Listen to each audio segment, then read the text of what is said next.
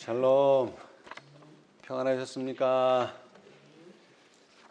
참 우리나라는 참 대단한 나라입니다. 뭐 다른 게 대단한 게 아니라 얼마 전 겨울에는 추워서 못 살겠는데 이제 곧 있으면 더워서 못 살게 됩니다. 이 추위와 더위를 한꺼번에 이렇게 경험할 수 있는 나라가 전 세계에서 그렇게 많지가 않은 것 같아요. 하여튼 이 일기 변화에 잘 적응하시고 건강에 유의하시기 바랍니다. 자, 우리 누가복음의 말씀을 보겠습니다. 누가복음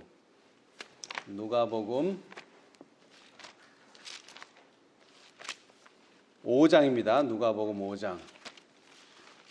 예수님께서 많은 말씀을 하셨는데요. 특별히 누가복음 5장에는 한 사건이 나옵니다. 제자를 한 명 삼으셨죠? 레위라고 하는 제자를 삼으셨습니다. 맞습니까? 레위? 레위 마태를 제자로 삼으셨는데 이 예수님의 제자들의 일반적인 직업이 뭡니까? 어부예요, 어부. 그런데 좀 특이한 직업을 가진 사람이 여기 한 사람, 제자로 부름을 받았습니다. 바로 이 사람의 직업은 세리라고 하는 세금을 걷는 사람입니다. 자, 그런데 이 마태를 제자로 받아들임으로써 예수님이 감당해야 될 위험은 어부를 제자로 받아들이는 것도 참 별로 그렇게 자랑스러운 일은 아닌데 추천할 일도 아니고, 그런데 이 세리를 제자로 받아들이는 것은 엄청나게 예수님에게는 손해를 끼쳐요. 왜 그렇습니까? 세리는 이때 당시에 로마의 지배하였기 때문에 이 세금을 걷어서 유대 나라를 복되게 하고 유대 나라를 위해서 쓰면 좋은데 이 세금을 걷어서 누가 가져가요? 로마가 다 가져가요. 남의 나라 좋은 일 해주는 거예요. 남의 나라. 그래서 이 세리들은 뭐라고 불립니까? 배신자, 매국노. 그래서 유대인들이 가장 싫어하는 부류의 사람 중에 하나가 바로 이 세리라고 하는 사람이에요. 자, 그런데 예수님은 직업이 세리냐, 직업이 어부냐, 이거는 제자의 조건에는 아무런 관계가 없습니다. 그렇죠? 뭐가 관계가 있어요? 나를 따라올 수 있는가? 나를 따라올 수 없는가? 이것이 최고의 중요한 조건입니다. 자, 그런데 마태는 예수님을 따라왔습니까? 안 따라왔습니까? 따라왔죠. 자, 그런데 여기 중요한 단어가 있어요. 28절, 5장 28절. 저가 뭐라고요? 저가 모든 것을 버리고 일어나 좇으니라. 아멘.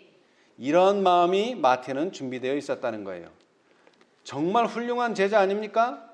모든 것을 버리고 나를 좇으라 했을 때 저가 모든 것을 버리고 일어나 쫓았어요. 그러면 이거 칭찬을 받아야 되는데 이것을 절대로 바리새인과 서기관들은 칭찬하지 않습니다. 오히려 30절, 바리새인과 저희 서기관들이 그 제자들을 비방하여 가로되 너희가 어찌하여 세리와 죄인과 함께 먹고 마시느냐.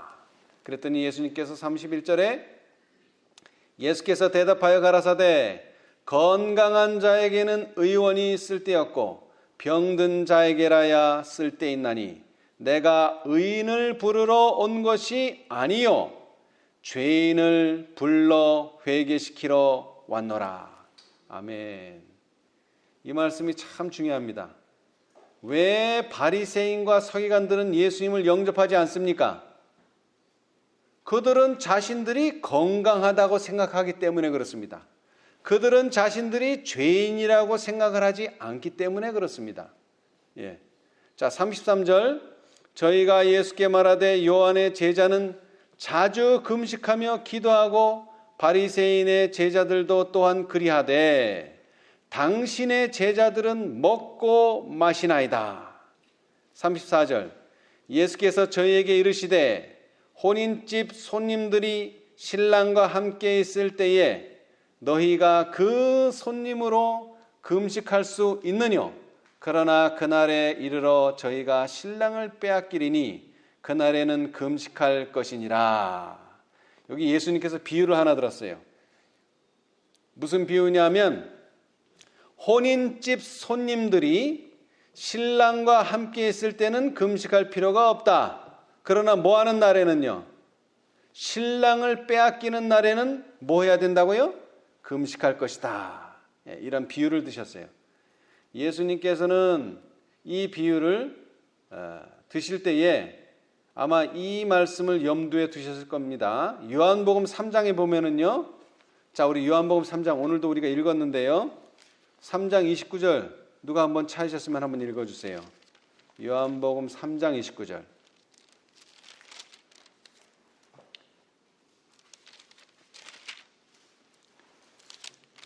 요한복음 3장 29절. 진보를 취하는 자가 신랑을 음성을 듣는 친구가 크게 기뻐하나니 나는 이러한 기쁨이 충만하였노라. 아멘. 자, 이 말씀을 예수님께서는 직접 비유로 드셨는데, 자, 여기에 침례 요한은 신부, 신랑, 그리고 친구 세 사람이 등장하죠. 그런데 예수님의 든 이 비유에는 누가 등장합니까?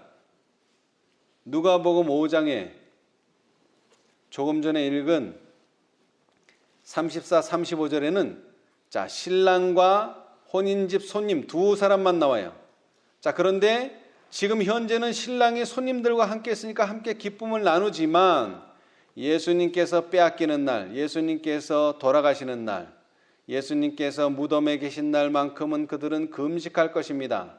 그런데 사실 이것은 여러 가지 의미가 있는데요. 그 중에 하나는 물론 신랑을 빼앗긴 것도 사실이지만 사실은 이 신랑이 뭐가 되기를 바랐습니까? 많은 사람들이, 특별히 제자들이 새 나라에서 왕이 되기를 바랬습니다. 그렇죠? 그런데 그 꿈이 산산이 무너졌어요. 예수님께서 십자가에 돌아가실 때에 산산이 무너졌어요. 그래서 사실 신랑은 빼앗긴 것과 같이 되고 그들은 금식할 수밖에 없게 되었습니다. 그게 하나님의 사업이었었어요. 자, 그런데 예수님은 또 비유를 듭니다. 36절 누가복음 5장 36절 또 비유하여 이르시되 새 옷에서 한 조각을 찢어 낡은 옷에 붙이는 자가 없나니 만일 그렇게 하면 새 옷을 찢을 뿐이요 또 새 옷에서 찢은 조각이 낡은 것에 합하지 아니하리라. 아멘. 자, 여기 어머니들이 많이 계신데 여러분 새 옷을 찢어서 헌 옷에 붙이는 사람 있습니까? 실제로? 이건 뭐가 잘못된 거죠. 아니 멀쩡한 새 옷을 왜 찢어요? 헌 옷 기우겠다고. 이건 말도 안 되는 거죠. 뭐 못 쓰는 거 있으면 헌 옷에다 기우면은 뭐 그거는 이해가 되지만 멀쩡한 새 옷을 헌 옷 그거 좀 보수하겠다고 새 옷을 찢어서 헌 옷에다 갖다 댄다. 이 말 자체가 안 돼요. 자, 우리는 이 비유에서 한 가지를 기억해야 됩니다. 뭐라고요? 새 옷에서 찢은 조각이 낡은 것에 뭐하지 아니하리라? 합하지 아니하리라. 여러분, 우리는 살다 보면 옛것과 새것을 만나게 되는데요. 절대로 옛것과 새것은 뭐하지 않는다고요? 합하지 아니하리라. 이건 진리입니다. 절대로 이것은 합해질 수가 없어요. 옛것과 새것이 생긴 이상 절대로 이것은 합해질 수는 없습니다. 이것은 우리는 받아들여야 돼요. 이걸 고치려고 할 수도 없어요. 이것은 진리이기 때문에. 자, 그런데 이 옷에 대한 구약의 역사를 제가 좀 찾아보니까 제일 재미있는 역사가 지금 오늘 우리 같은 예수님께서 드신 이 비유와 제일 흡사한 역사가 사울에게서 일어났어요. 사울. 자, 우리 사무엘상으로 한번 가보겠습니다. 사무엘상 15장. 지금 예수님이 드신 비유와 아주 유사해요. 사무엘상 15장 26절. 사무엘상 15장 26절에서 28절까지 누가 한번 큰 소리로 읽어보세요. 사무엘이 사울에게 이르되 나는 왕과 함께 돌아가지 아니하니 이는 왕이 여호와의 말씀을 버렸으므로 여호와께서 왕을 버려 이스라엘 왕이 되지 못하게 하셨음이니라 하고 사무엘이 가려 돌이킬 때에 사울이 그의 겉옷자락을 붙잡음에 찢어진지라. 사무엘이 그에게 이르되 여호와께서 오늘 이스라엘 나라를 왕에게서 떼어서 왕보다 나은 왕 메리보셋에게 줬으리이다. 아멘. 자, 여러분 아시다시피 사울 왕은 사실은 초대 왕이면서 요나단, 그러니까는 사울 집안이 계속 왕을 할 수 있는 좋은 기회를 얻었습니다. 그렇죠? 그런데 왜 사울이 왕을 그만두면서 왕조가 바뀌었어요? 다윗 왕조로 바뀌었어요. 그렇죠? 근데 왜 바뀌었습니까? 이유가 뭐예요? 여호와의 말씀을 뭐하였으므로? 버렸으므로. 여호와께서도 왕을 뭐한다고요? 버린다. 그랬더니 이 말을 듣고 사무엘이 놀라가지고 돌이켜서 가는 사무엘의 겉옷자락을 붙잡았는데 이 옷이 어떻게 돼버렸어요? 찢어졌어요. 예. 그러면서 사무엘이 그에게 말하기를, 그에게 이르되 여호와께서 오늘 이스라엘 나라를 왕에게서 떼어서 왕보다 나은 왕의 이웃에게 주셨나이다. 예. 자, 다시 말하지만 왕이 더 이상 왕의 일을 할 수 없는 이유는 뭐라고요? 여호와의 말씀을 버렸기 때문에. 근데 앞으로 어떻게 되겠다고요? 이제 왕위는 사울의 아들에게로 이렇게 계승되는 것이 아니고 다른 사람에게 왕위가 돌아간다는 예언이에요, 이건. 그렇죠? 네. 그런데 그게 실제로, 자, 사무엘, 이것은 예언이고요. 사무엘상 24장, 같은 책 24장으로 가보시면 이 예언이 정말 성취됩니다. 다름 아닌 다윗에게서 성취되죠. 자, 24장 4절.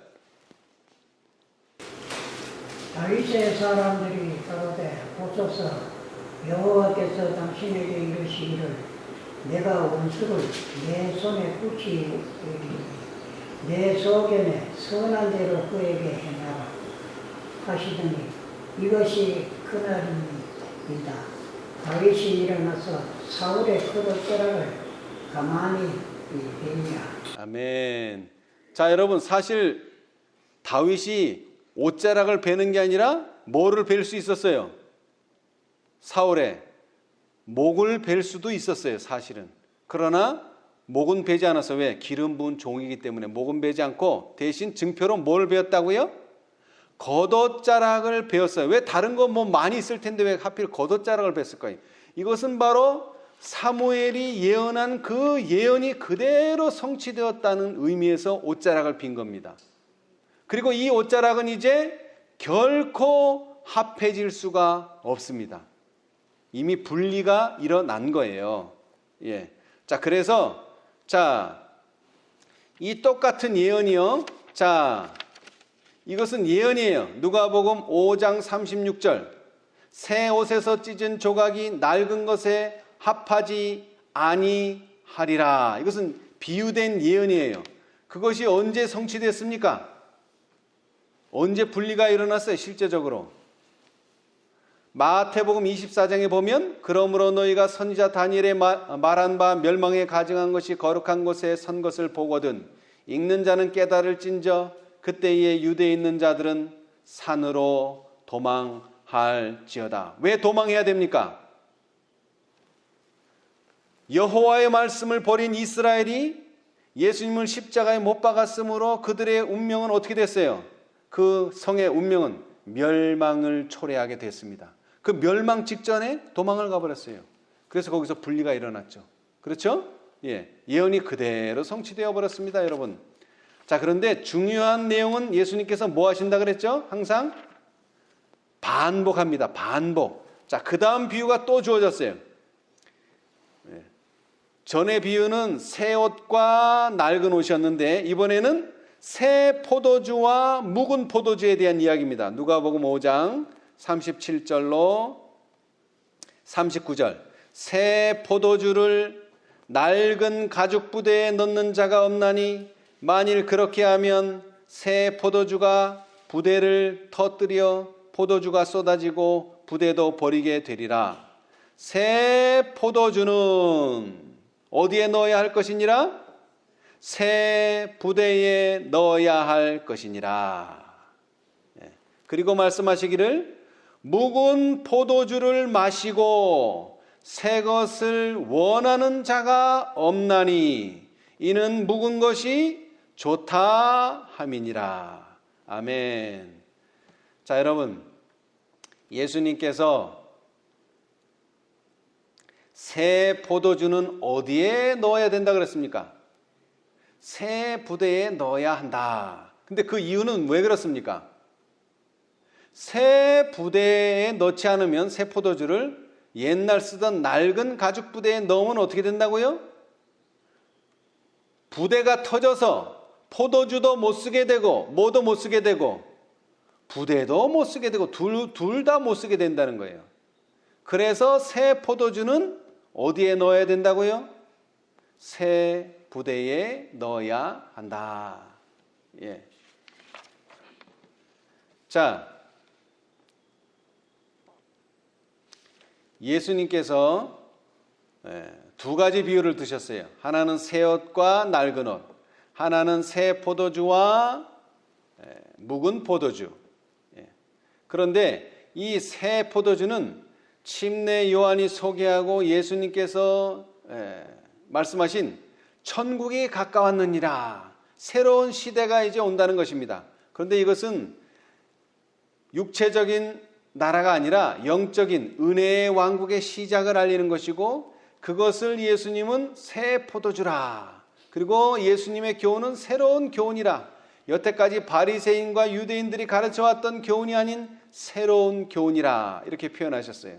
근데 이 새로운 교훈은 옛날 부대에다가 그대로 집어넣으면 안 된다. 새 부대에 넣어야 된다. 그것이 예수님의 비유의 요약입니다. 자, 그런데 마지막 시대에요. 마지막 시대에 예수님께서는 구속의 경륜의 한 방편으로서 천사들을 보내시겠다 그랬습니다. 천사들. 그것도 하나도 아니고 여러 천사를 보내시겠다. 그런데 그 천사들은 올 때마다 어떤 천사가 됩니까? 올 때마다 새 천사가 되죠. 그렇죠? 예. 올 때마다. 자, 첫째가 왔다면 첫째는 새 천사예요. 둘째가 왔다면 둘째는 새 천사예요. 셋째가 왔다면 셋째는 새 천사예요. 그리고 이전에 우리가 경험했던 것은 옛 천사가 됩니다. 옛 것이 돼요. 예. 자, 그런데 제가 과정 공부 시간에도 잠시 말씀드렸다시피 화이트 선지자는 와그너와 존스가 전한 기별을 세빛이다라고 말하지 않았어요. 자, 가래 뽑은 기별 1권 168페이지. 친의와 그리스도의 의가 제시됨. E.J. 위그너 장로에게 율법과 연관하여 그리스도의 의와 믿음으로 말미암는 의에 대한 그의 견해를 제시하며 명백하게 말할 수 있는 특권이 허락되었다. 여기서 위그너라고 표현했는데 이 위그너는 우리가 알고 있는 와그너랑 같은 사람입니다. 번역상 좀 이렇게 다른 말로 번역했지만 E.J. 위그너는 E.J. 와그너예요. 자, 와그너가 뭘 전했다고요? 율법과 연관하여 그리스도의 의와 믿음으로 말미암는 의에 대한 그의 견해를 제시했어요.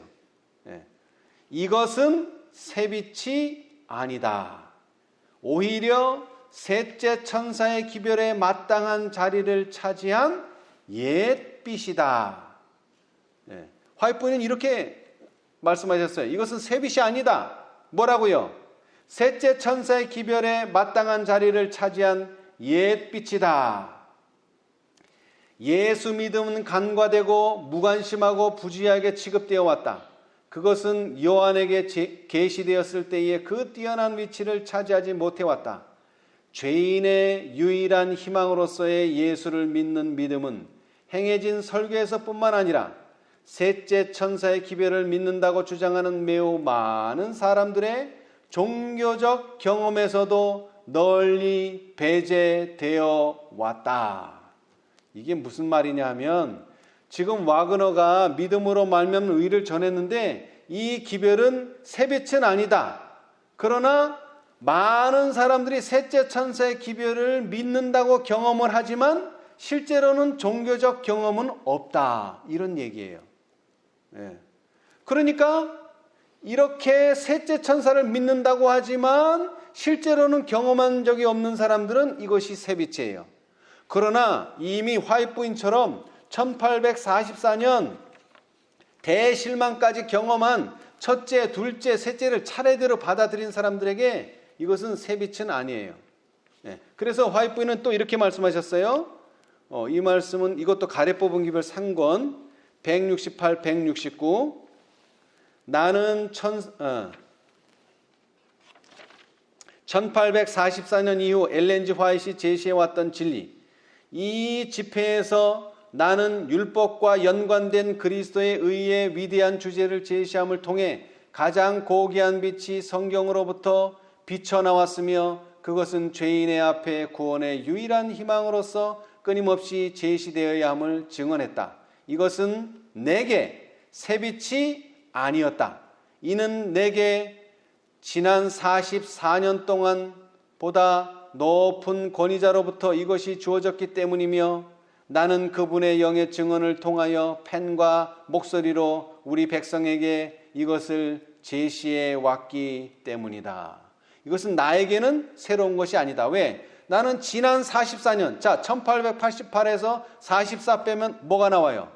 1844년. 화이트 부인은 첫째, 둘째, 셋째를 경험했기 때문에 이 넷째 천사에 오는 것은 새로운 것은 아니다. 그러나 안타깝게도 셋째 천사의 기별을 경험한 많은 사람들이 그 전에 전했던 두 천사의 기별을 체험하지 못하였다. 초기문집 256페이지. 이런 사람들에게는 뭐예요? 이 기별이 새 빛이에요.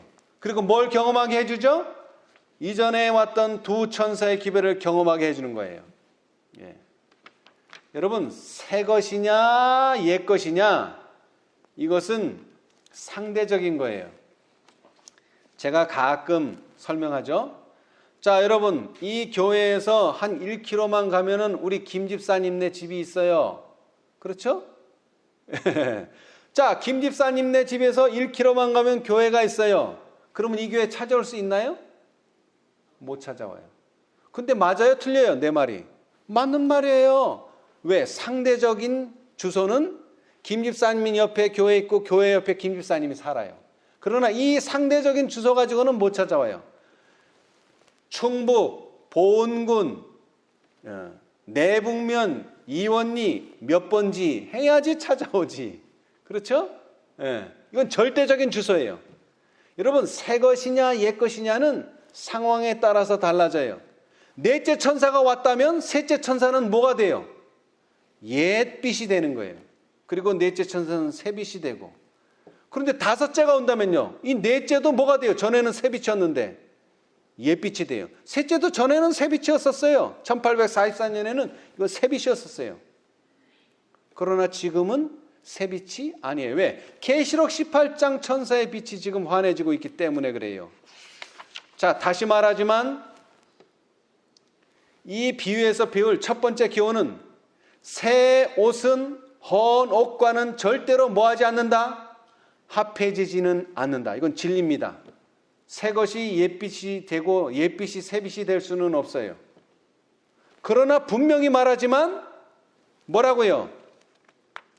새 빛을 받아들이지 않으면 옛 빛은 아무런 소용이 없다는 거예요. 이게 중요해요. 자, 그래서 마태복음 13장에 보면 비유가 나오는데 그 마지막 비유가 8번째 비유가 뭐냐면 옛것과 새것이죠. 옛것과 새것. 자, 그래서 천국의 제자된 서기관은 뭐를 가지고 있어야 돼요? 새것만 가지고 있어야 돼요? 아니면 옛것만 가지고 있어야 돼요? 아니면 새것과 옛것을 다 가지고 있어야 돼요? 다 가지고 있어야 돼요. 새것도 있어야 되고 옛것도 있어야 돼요. 예. 자, 우리 한번 그 말씀에 대한 설명을 좀 읽어보겠습니다. 실물교훈. 이거 아주 중요한 내용인데요. 실물교훈 127페이지. 실물교훈 127페이지. 우리는 옛것과 새것을 다 가지고 있어야 됩니다. 다 가지고 있어야 돼요.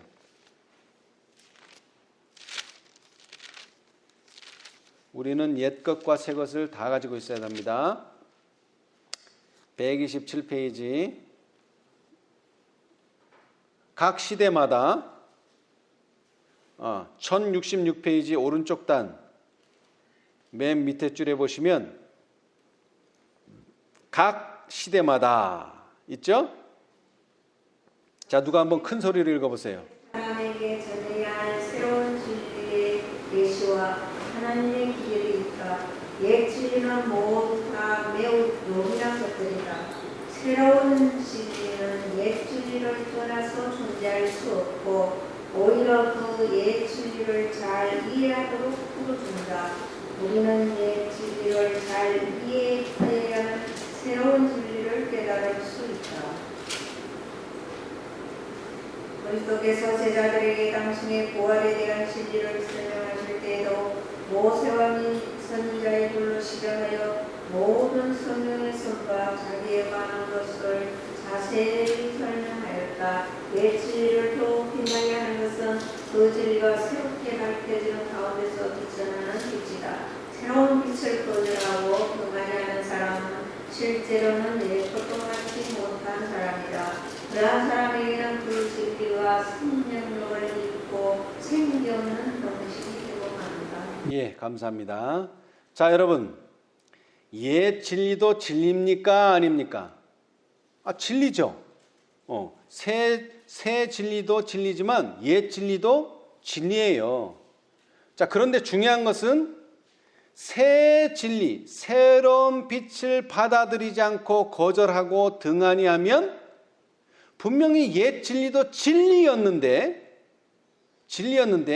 새로운 빛을 거절하고 등한히 하면 그때서부터 이 옛 진리는 진리의 역할을 못한다는 거예요.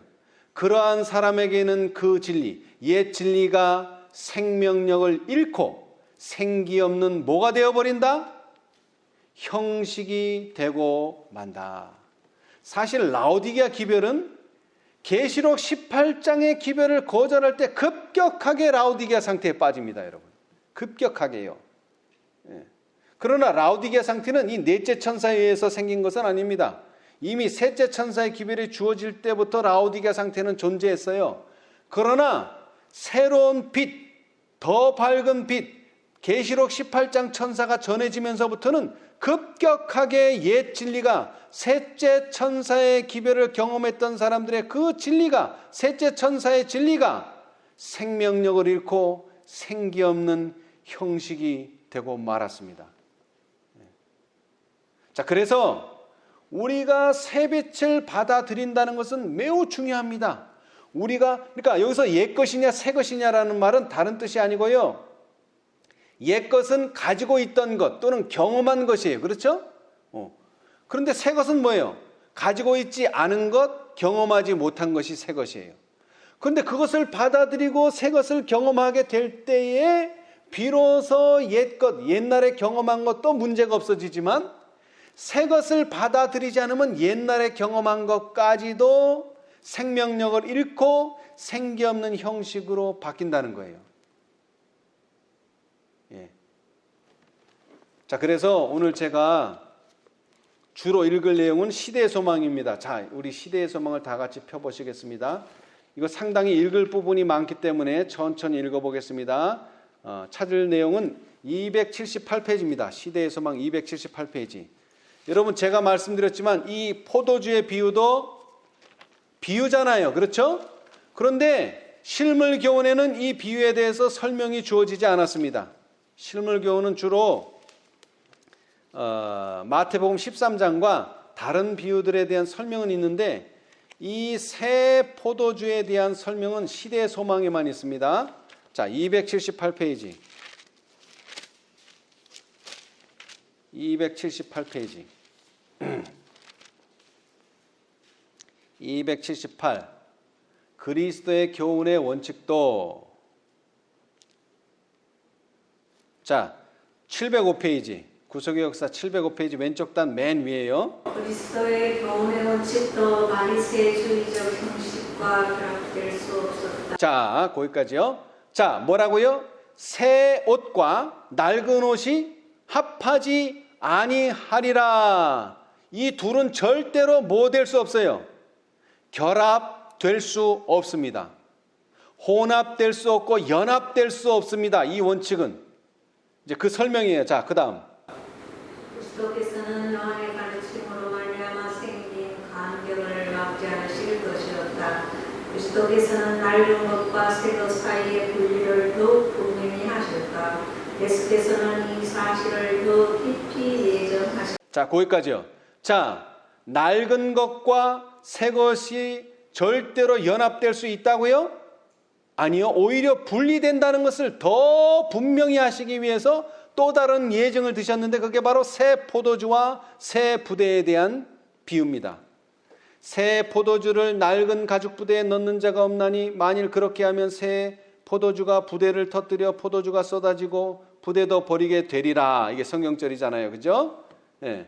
새 포도주를 담는 용기로 사용되던 가죽 부대는 얼마 후에는 말라 부서지기 쉽게 된다. 그리하여 다시 포도주를 넣는 데는 쓸데없이 되어버린다. 이는 잘 아는 신뢰로 예수께서는 유대 지도자들의 상태를 나타내셨다. 제사장들과 서기관들과 관원들은 의식과 유전의 틀에 고착되어 있었다. 그들의 심령은 예수께서 비유하여 말씀하신 말라붙은 포도주 부대와 같이 위축되어 있었다. 그들이 율법주의적 신앙에 만족하는 상태에 있을 동안은 하늘의 산 진리의 위탁자가 될 수 없었다. 자, 이거 줄치세요. 여기 하늘의 산 진리의 위탁자가 될 수 없다. 어떻게 하는 한? 율법주의적인 신앙. 그리고 부대가 위축돼 있어요. 위축돼. 뭐 하면 안 돼, 뭐도 하면 안 돼, 뭐도 하면 안 돼. 위축돼 있어요.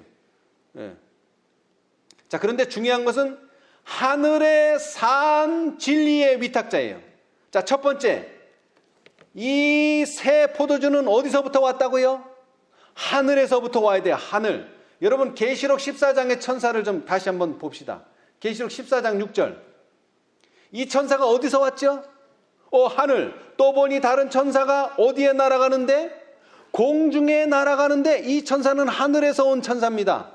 그리고 첫째가 하늘을 날아가고 그 다음에 둘째가 그 뒤를 따라 공중에서 또 그 뒤를 따라가요. 셋째도 그 뒤를 따라 다 공중에 있어요. 하늘에서 온 진리를 가지고 있어요.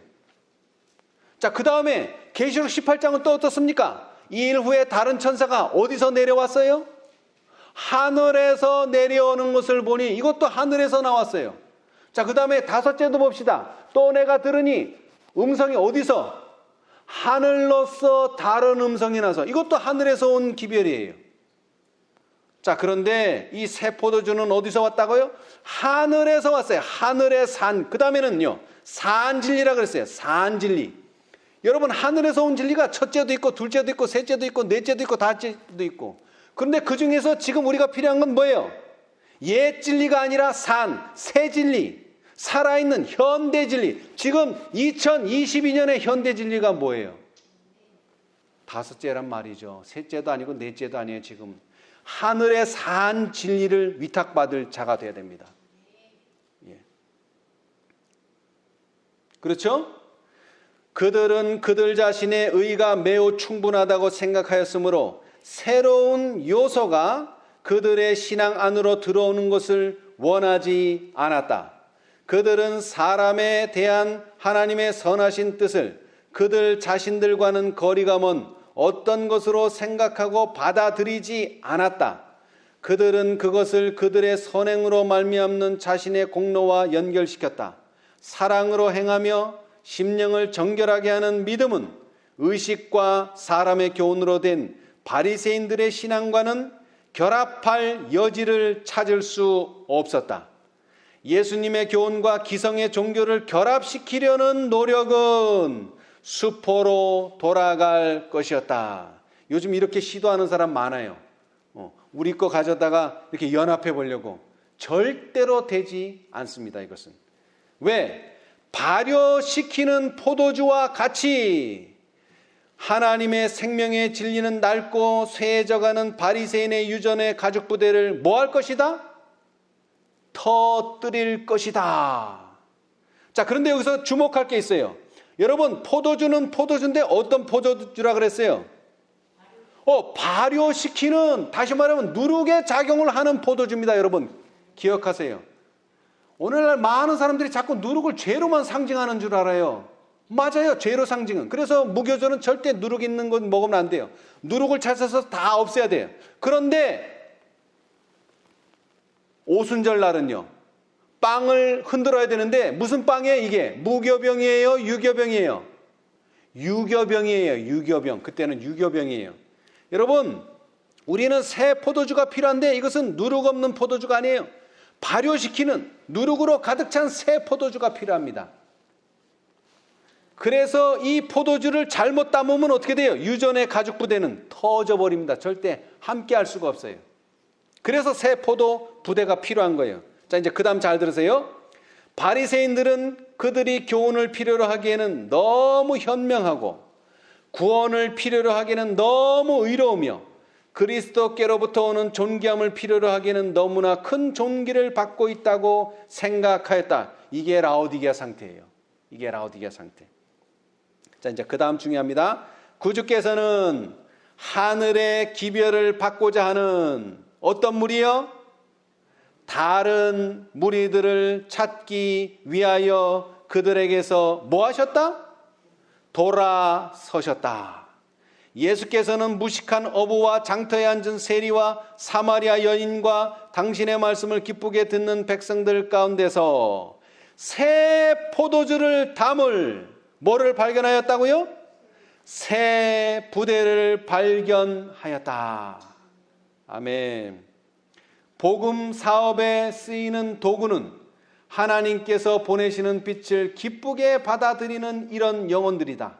이런 사람들이 진리의 지식을 세상에 전하는 그리스도의 대리자들이다.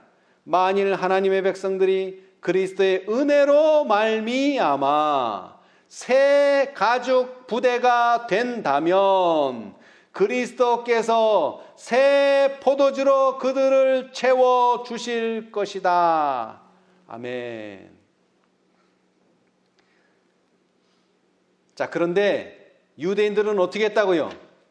분명히 예수님께서 나는 너희에게 새 포도주를 주러 왔노라 라고 엄명하고 가르쳐 줬는데도 불구하고 누가복음 5장 39절 묵은 포도주만 마시고 새 것을 원하는 자가 없나니, 그러면서 그들이 말하기를 묵은 것이 좋다 이렇게 말하면서 새 것을 거절한다는 거예요. 예.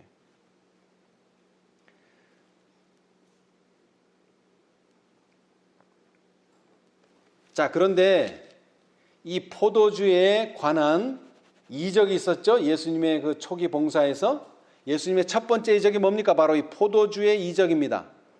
자, 거기에서 보면은 요한복음 3장이죠. 요한복음 3장에 자, 보통 사람들은 포도주를 어떻게 내옵니까? 처음에는 뭐 한 걸 내와요? 처음에는 좋은 걸 내와요. 처음에는 아주 좋은 거 내와요. 그러다가 사람들이 좀 취해서 이제 맛을 모를 때쯤 되면 뭘로 바꿔요? 네? 자, 거기 그 내용이 나와요. 자, 요한복음 3장. 요한복음 3장.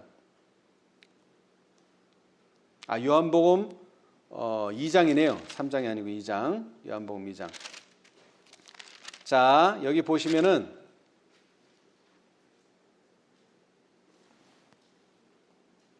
9절. 요한복음 2장 9절. 연회장은 물로 된 포도주를 맛보고 어디서 났는지 알지 못하되 물떠온 하인들은 알더라. 연회장이 신랑을 불러 말하되 사람마다 먼저 좋은 포도주를 내고 취한 후에는 낮은 것을 내거늘 그대는 지금까지 좋은 포도주를 두었도다 하니라. 자, 여러분, 세상 사람들은 어떻게 한다고요? 처음에는 좋은 포도주 내고 다음에는요, 낮은 것을 내요. 못한 것을 내요. 이것이 세상의 방법이에요. 그런데 이 잔치에서는 반대로 했어요. 처음에는 보통 포도주를 냈는데 다음에는요, 좋은 포도주를 가져왔어요. 이것은 예수님의 사업 방법입니다. 처음 것보다 다음 것이, 옛 것보다 새 것이 더 좋아요. 이것은 예수님의 포도주 이적에서 이미 말씀하셨어요. 그 똑같은 방법으로 예수님께서는 새 포도주를 가져오시면서 옛 것보다 더 좋은 포도주를 제시했어요. 근데 유대인들은 어떻게 했다고요? 나는 묵은 포도주로 만족합니다. 우리는 새 것 필요 없습니다. 왜 그랬을까요? 왜 새 것을 거절했을까요? 새 것을 받아들이는 데는 뭐가 필요하죠? 불편함이 필요해요. 불편함. 익숙하지 않은 거예요. 이거는 익숙하지 않은 거예요. 그 다음에 이것은 희생을 요구해요. 희생을 요구해요. 새 것을 받아들인다는 것은 희생을 요구해요. 그래서 많은 사람들이 새 것을 별로 좋아하지 않아요. 여러분, 신발, 특히 신발이 그렇죠? 여러분에게 새 신발을 준다면은 신발은 보기는 좋죠. 근데 이미 내가 수년 동안 신은 신발은 발에 딱 맞아요. 그렇잖아요. 그죠? 발에 딱 맞아요. 그리고 발에 익숙해져 있어요. 그래서 아주 편하네요. 그런데 새로운 신발을 신으면 겉보기는 좋고 다 좋지만 그 신발을 또 익숙하게 하는데 많은 시간이 걸려요. 그래서 많은 사람들은 새 것을 별로 좋아하지 않습니다. 유대인들이 딱 그랬어요. 자, 그 새 것이라는 말의 의미가 상징하는 것은 이런 것입니다. 자, 우리 아까 읽었던 데를 다시 펴세요. 시대의 소망 279페이지, 이번에는 279페이지요. 아까 읽은 데 다음부터요. 그리스도의 교훈이 비록 새 포도주로 표상되기는 하였지만 그것은 새로운 교리가 아니라 태초부터 가르치셨던 교훈의 계시였다. 이게 무슨 말입니까? 포도주는 사실 새 포도주였지만 그 안에 내용물은 사실은 옛날부터 가르쳐졌던 거라, 그런 얘기예요. 무슨 새 책에서 가져온 게 아니라 그들이 이미 공부했던 구약에서 나온 이야기라는 것이죠. 그렇죠? 그런데 왜 새로워요? 새롭게 깨달으니까 새로운 거죠. 그러나 바리새인들에게는 하나님의 진리가 원래의 의미와 아름다움을 잃어버렸다. 그리스도의 교훈은 거의 모든 면에서 그들에게 새 것으로 보였고 시인할 수 없고 인정할 수 없는 것이었다. 예수께서는 거짓 교훈의 능력이 진리에 대한 인식과 그것에 대한 욕망을 파괴시킨다고 지적하셨다. 여러분, 이거는 현재 이야기가 아닙니다.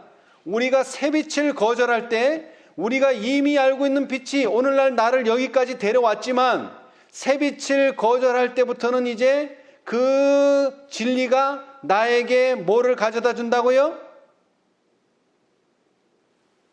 묵은 포도주로서 더 이상 새로운 발전이나 더 이상 품성의 향상은 가져다 주지 못한다는 것입니다. 예수께서는 묵은 포도주를 마시고 새 것을 원하는 자가 없나니 이는 묵은 것이 좋다 함이니라 고 말씀하셨다. 부조들과 선자들을 통하여 세상에서 주셨던 모든 진리는 그리스도의 말씀 가운데서 새로운 아름다움으로 빛났다. 그러나 서기관들과 바리새인들은 귀중한 새 포도주를 원하지 않았다. 낡은 유전, 습관 및 행동을 비우기 전에는 그들의 정신과 마음에 그리스도의 교훈을 받아들일 여지가 없었다. 그들은 죽은 형식에 집착하였고 산 진리와 하나님의 능력으로부터는 돌아섰다. 자, 그런데 심각한 것은 유대인들의 멸망은 바로 이것이었다. 뭐라고요? 유대인들의 멸망의 원인. 새 포도주를 거절하고 등한히 한 결과라는 거예요. 그것은 또 오늘날에 있어서도 많은 영혼들의 멸망의 원인이 될 것이다. 허다한 사람들이 그리스도께서 마태의 잔치에서 책망하셨던 바리새인들이 저지른 그 같은 잘못을 범하고 있다. 많은 사람들이 마음에 품은 어떤 생각을 버리거나 혹은 어떤 우상과 같은 의견을 버리기보다는 오히려 빛 되시는 하늘 아버지께로부터 오는 진리를 거절한다. 그들은 자아를 신뢰하고 자신의 지혜를 의지하며 영적 빈곤을 깨닫지 않는다. 그들은 어떤 중요한 일을 수행하여 구원받는 그런 방식을 고집한다. 자아를 그 사업에 관여시킬 길이 전혀 없음을 볼 때에 그들은 무엇을 거절한다고요? 어떤 구원? 준비된 구원. 이게 무슨 뜻입니까? 그냥 구원을 거절한다 하면 될 텐데 왜 화이선자는 준비된 구원이라고 여기 준비된을 더 넣었을까요? 준비된 구원. 네? 왜 준비된이라는 말이 더 들어갔을까요? 자, 그 뒤를 읽어보면 명백해지는데요. 율법주의적 종교는 사랑도 그리스도도 없는 종교이므로 사람을 결코 그리스도께 인도할 수 없다. 스스로 의롭게 여기는 정신에 의해 행해지는 금식이나 기도는 하나님 보시기에 가증한 것이다. 예배를 위한 엄숙한 집회, 종교적 의식의 반복, 외형적인 겸손, 남의 이목을 끄는 희생 제사 등은 이런 일들을 행하는 자들은 자신을 의롭고 하늘에 들어갈 자격이 있는 것으로 간주한다고 선언하고 있는 것이다.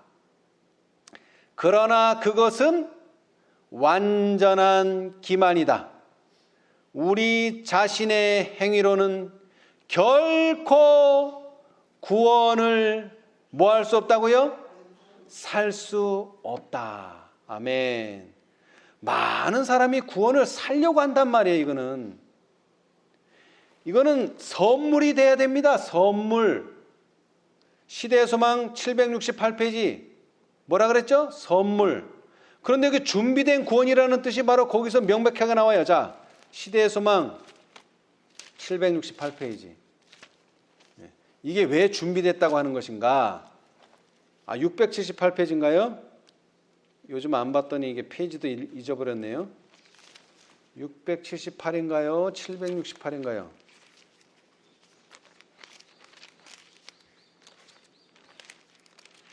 700이 맞는 것 같은데? 네, 700이 맞는 것 같아요. 네. 자, 762페이지네. 762페이지. 왜 준비된 구원인가를 말씀드리는 거예요. 왜 준비된 구원인가?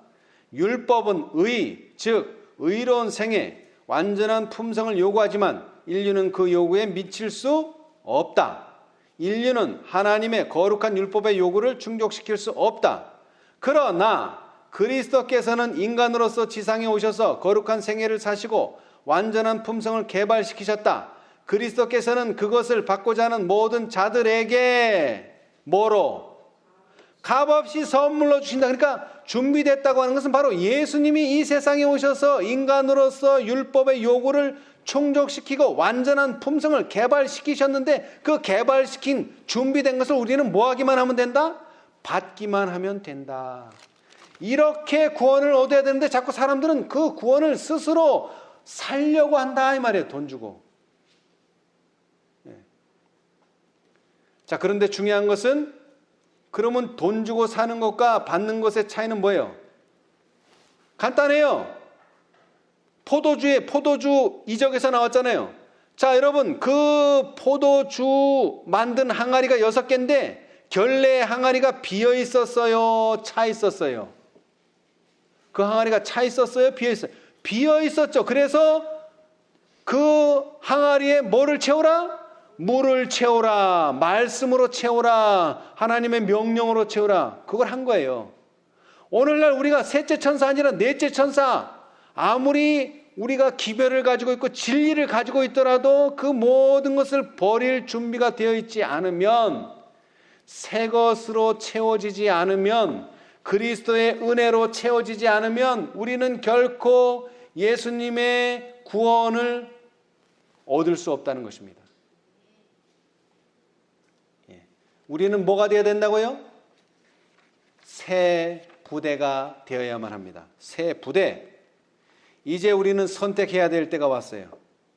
낡은 부대로 계속 남아 있을 것인가?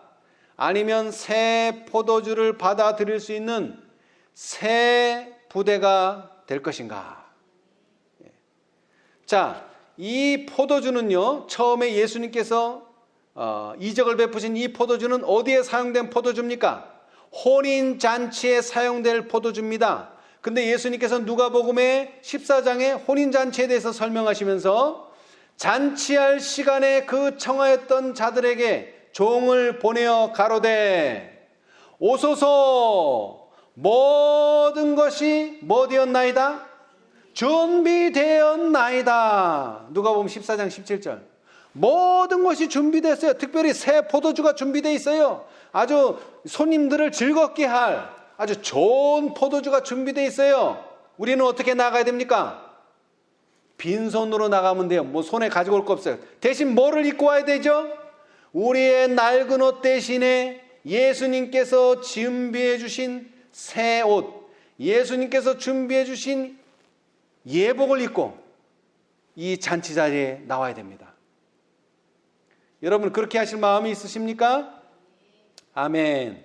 이제 우리의 낡은 옷을, 우리의 생각, 우리의 방법, 우리의 지혜를 다 버리고 예수님께서 준비하신 새 옷, 예수님께서 준비하신 의의 예복을 입고 이 혼인잔치의 초청에 응하게 되는 우리 모두가 되시기를 간절히 바라면서 오늘 말씀 마치겠습니다. 감사합니다. 하늘에 계시는 감사하신 저희들의 아버지, 주님께서 오늘 이 안식일에 참으로 귀한 교훈의 말씀 주셨사오니 감사합니다. 주님, 우리는 신랑의 친구로서 이 놀라운 혼인잔치에 참여하여 우리 신랑과 신부의 결혼을 볼 수 있는 놀라운 기쁨을 허락해 주셨사오니 감사합니다. 주님 도와주셔서 이러한 기쁨이 우리의 모든 생애에 늘 충만할 수 있도록 축복하여 주시옵소서. 오늘 계시록 14장과 18장에서 맡긴 당신의 사명을 다 할 수 있는 우리 모든 주님의 종들 되도록 축복하여 주시옵소서. 특별히 우리는 이제 새빛에 대하여 어떻게 행동해야 할까? 또 새로운 포도주를 받기 위하여 우리가 참으로 새 가족 부대가 되어야 한다는 사실을 배웠습니다. 주님 도와주셔서 우리의 옛 생각과 우리의 우상들과 또 우리의 이전의 모든 것들을 다 주님의 무릎 아래 내려놓을 수 있는 우리 모두가 될 수 있도록 축복하여 주시옵소서. 주님께서 우리의 매일의 생애에서 날마다 새로운 교훈을 주시고 날마다 우리를 새롭게 하셔서 주님께서 참으로 이 세상에 다시 오실 때에 새로운 눈으로, 새로운 마음으로, 새로운 신앙 자세로 우리 주님을 감당할 수 있는 우리 모두가 될 수 있도록 축복하여 주시옵소서. 그러나 유대인들이 말한 것처럼 또 유대인들이 생각하는 것처럼 묵은 것은 참으로 우리에게 익숙합니다. 그리고 우리와 친합니다. 그러나 주님, 이제 이것을 버리지 아니하면 우리가 새로운 포도주를 감당할 수 없사오니 주님, 우리에게 주신 이 모든 새로운 포도주를 감당할 수 있는 우리 모두가 되도록 축복하여 주시옵소서. 또한 우리 주님께서 허락하셔서 우리의 연약함과 또 우리의 부족함을 잘 아시오니 특별히 육체의 연약함 가운데 있는 형제 자매들 기억하여 주시고 우리의 있는 모습 그대로 주님 앞에 나아가겠사오니 주님의 놀라우신 은혜의 손길이 우리를 강건함으로 입혀 주시옵소서. 우리의 있는 모습 그대로 당신께 나아가겠사오니 당신께서 우리로 하여금 당신의 자녀로서 부족함이 없는, 하늘에 부족함이 없는 우리의 품성들 다 꼴지을 수 있도록 축복하여 주시옵소서. 이 모든 일의 은혜 베푸심을 감사하며 예수님의 이름으로 기도합니다. 아멘.